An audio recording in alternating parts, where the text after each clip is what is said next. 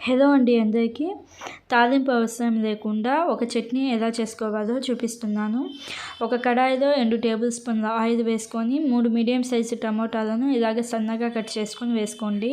అలాగే పచ్చిమిర్చి మీ టేస్ట్కి తగినంత పచ్చిమిర్చి వేసుకొని మీడియం ఫ్లేమ్లో టమోటాలు సాఫ్ట్గా అయ్యేదాకా ఫ్రై చేసుకోవాలి.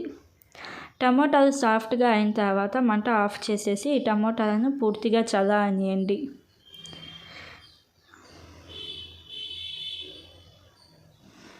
ఇప్పుడు ఒక మిక్సీ జార్ తీసుకొని మిక్సీ జార్లో ఒక 1/2 కప్పు పల్లీలను వేసుకొని ఫస్ట్ ఒకసారి ఫైన్ పౌడర్గా చేసుకోండి. ఫైన్ పౌడర్గా చేసుకున్న తర్వాత మనం ఇందాక చల్లార్చుకున్న టమోటాలు ఉంటాయి కదా, కుక్ చేసుకున్న టమోటాలు, ఆ టమోటాలు వేసుకోండి.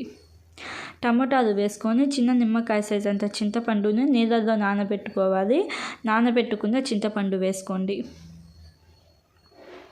నానబెట్టుకున్న చింతపండు వేసుకొని చింతపండు నానిన నీళ్ళు ఉంటాయి కదా, అవే నీళ్ళు వేసుకోండి. అవే నీళ్ళు వేసుకొని మీ టేస్ట్కి తగినంత సాల్ట్ వేసుకోండి. సాల్ట్ వేసుకున్న తర్వాత 3 లేదా 4 వెల్లుల్లి రెబ్బలను కొంచెం బరకగా చేసుకున్న వెల్లుల్లి రెబ్బలు వేసుకొని ఫైన్ పేస్ట్గా చేసుకొని సాల్ట్ సరిపోయిందో లేదో చూసుకుంటే చట్నీ రెడీ అవుతుంది. చాలా టేస్టీగా ఉంటుంది. తప్పకుండా ట్రై చేయండి.